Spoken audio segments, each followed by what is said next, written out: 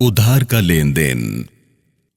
हजरत हुज़ैफा रज़ी अल्लाह ताला अन्हु फरमाते हैं कि रसूलुल्लाह सल्लल्लाहु अलैहि वसल्लम ने फरमाया, तुमसे पहले लोगों में एक शख्स था, जब मौत का फरिश्ता उसके पास उसकी रूह निकालने आया तो उससे पूछा, क्या तूने कोई नेक काम किया है? उसने कहा, मुझे याद नहीं आता। फरिश्ते ने कहा, सोच लो।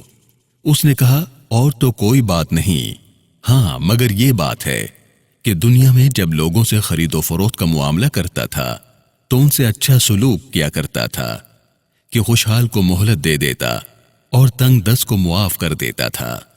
अल्लाह ताला ने इसकी वजह से उसे जन्नत में दाखिल फरमा दिया। इसे इमाम बुखारी और इमाम मुस्लिम ने रिवायत किया है। मेरे प्यारे दीनी भाइयों, शदीद जरूरत के बगैर उधार का लेन देन अच्छा नहीं, लेकिन बसा औकात इसके बगैर कोई चारा नहीं होता।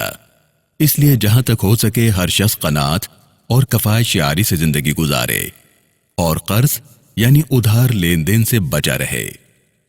लेकिन आज के दौर में तिजारती उमूर में और आम जिंदगी की जरूरियात में उधार खूब चलता है। लेकिन उधार लेन देन के जिस मरहले में भी इस्लामी तालीमात की खिलाफ वर्जी होती है, वहां फसाद पैदा होता है। चुनाचे इस्लाम ने उधार के मुआमले में जो तालीमात दी हैं, उनको दो हिस्सों में तकसीम किया जा सकता है। एक तरफ तो इस्लाम ने उधार देने वाले यानी कर्ज खा के लिए उसूल बताए हैं, दूसरी तरफ उधार लेने वाले यानी मकरूज को आदाब सिखलाए हैं। उधार देने वाले के लिए इस्लाम ने ये आदाब व उसूल बताए कि वो अपने जरूरतमंद भाई को जब कर्ज हसना या सौदा उधार दे तो अगर वो तंग दस्त है तो उसे मोहलत दे। अगर वो इतना मुफलिस है कि अदा नहीं कर सकता तो उसे मुआफ करके अपने परवरदिगार के हां नेकियों का खजाना जमा कर ले। अल्लाह ताला ने फरमाया, अगर उधार लेने वाला तंग दस्त है तो उसे फराखी तक मोहलत दो, और अगर मुआफी कर दो तो तुम्हारे लिए बहुत ही बेहतर है। रसूल अकरम सल्लल्लाहु अलैहि वसल्लम ने मोहलत देने की तरगीब देते हुए फरमाया, जिस शख्स का किसी पर हक हो और वो उसे मोहलत दे तो उसके लिए हर दिन के एवज सदक़े का सवाब है। एक और इरशाद नबवी है, जिस किसी को यह बात अच्छी लगती है कि अल्लाह ताला उसे क़यामत के दिन की सख्तियों से बचा ले तो उसे चाहिए कि तंग दस्त मकरूज को मोहलत दे या उसे मुआफ़ी कर दे। एक और हदीस मुबारका है, जिस किसी ने तंग दस्त को मोहलत दी या उसे कर्जा मुआफ कर दिया तो अल्लाह ताला उसे क़यामत के दिन अपने साए में जगह देंगे। नबी अकरम सल्लल्लाहु अलैहि वसल्लम ने यह भी हिदायत फरमाई कि अगर उधार देने वाले को मुआफ करने की हिम्मत न हो, यानी ऐसे मुआशी हालात न हो कि मुआफ किया जा सके, तो फिर भी उधार लेने वाले से नरमी के साथ तकाजा करे। मकरूज की गुर्बत और मजबूरी का एहसास दिलाकर बातें बनाकर दिल न दुखाए। मेरे प्यारे भाइयों, सही बुखारी में इरशाद नबवी है कि अल्लाह ताला रहम करे उस शरीफ इंसान पर जो जब बेचे और जब खरीदे और जब उधार का तकाजा करे तो नरमी करे और दरगुजर से काम ले। दूसरी तरफ इस्लाम ने उधार लेने वाले को भी खूब हिदायत दी और बताया कि उधार लेन देन एक मुआहिदा होता है और अहद की बाज़पुरस होगी, और बताया कि उधार लेने वाला इस्तिताअत के बावजूद कर्ज अदा न करे, टाल मटोल करे, उसकी इस मुजरिमाना गफलत को जुल्म से ताबीर किया गया है। इरशाद नबवी है, मालदार का टाल मटोल करना जुल्म है। इसे इमाम बुखारी और इमाम मुस्लिम ने रिवायत किया है। कर्ज खा ऐसे मकरूज के खिलाफ अदालती चाराजोई करके अपना हक वसूल कर सकता है।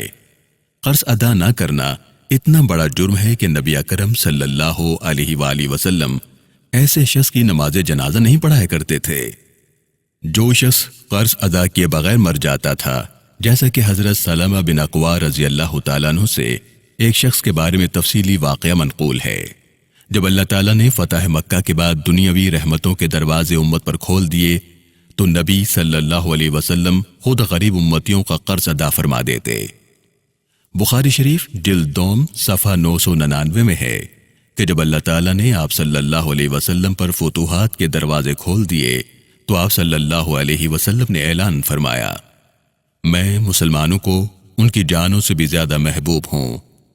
उन मोमिनीन में से जो मर जाए और कर्जा छोड़ जाए तो उसकी अदायगी मेरे जिम्मे है, और जो कोई माल छोड़कर वफात पा जाए وہ مال اس کے وارثوں کو ملے گا۔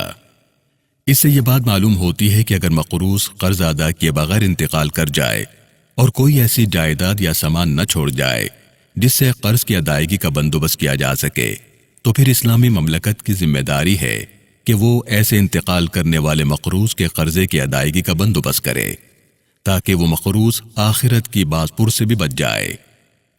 آپ صلی اللہ علیہ وسلم نے کئی ارشادات میں قرض کو ناقابل معافی جرم قرار دیا ہے، حتیٰ کہ شہید سے بھی قرض کا مطالبہ ہوگا۔ فرمایا، شہید کے تمام تر گناہ معاف کر دیے جائیں گے مگر قرض معاف نہ ہوگا۔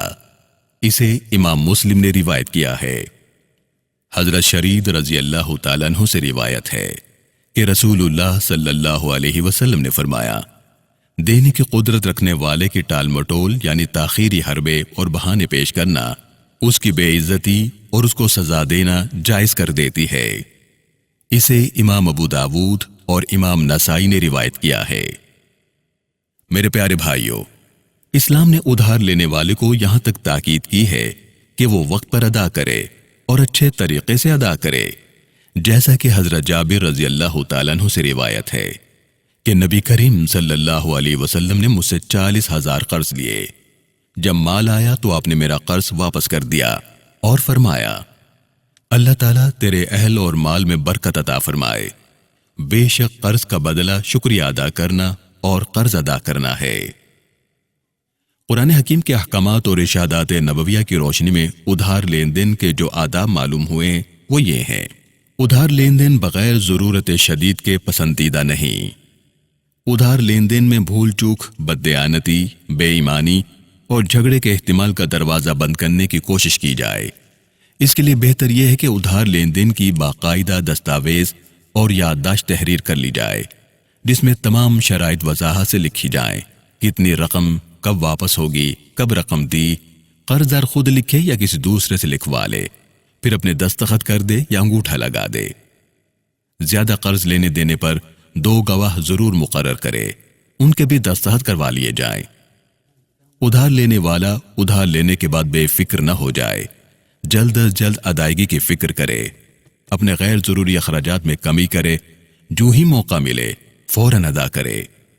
ادھار لینے والا مقررہ مدت کے اندر اندر ہر حال میں ادا کر دے تاکہ آئندہ کے لیے اعتبار باقی رہے۔ ادائیگی بر وقت نہ کر سکے تو بجائے چھپنے اور شرمندہ ہونے کے قرض خواہ سے مہلت مانگ لے، اسے مطلع کر دے کہ کب دے سکوں گا۔ اب قرض خواہ ان ارشادات نبوی کو سامنے رکھے جو مہلت دینے پر اجر کا وعدہ ہے۔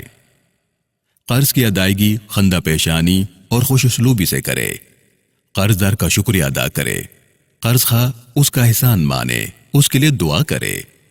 ادائیگی کے لیے رقم کے موجود ہوتے ہوئے کبھی بھی نہ سوچے کہ پھر دے دوں گا، نہ قرض خواہ کو ٹالے کیونکہ یہ بڑا ظلم ہے۔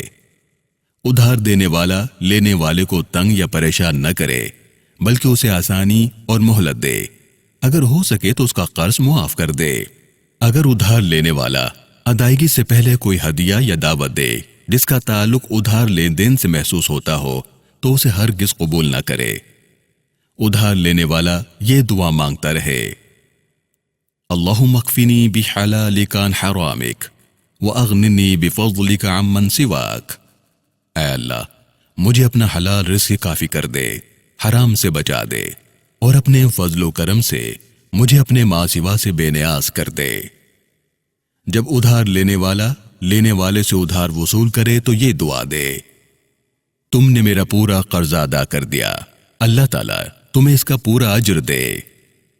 اللہ رب العالمین ہم سب کو ادھار لینے سے محفوظ رکھے، اور اگر مجبوراً لینا پڑ جائے تو اللہ تعالیٰ خوش اسلوبی سے ادا کرنے کی توفیق عطا فرمائے، آمین۔ والسلام علیکم ورحمۃ اللہ تعالی وبرکاتہ۔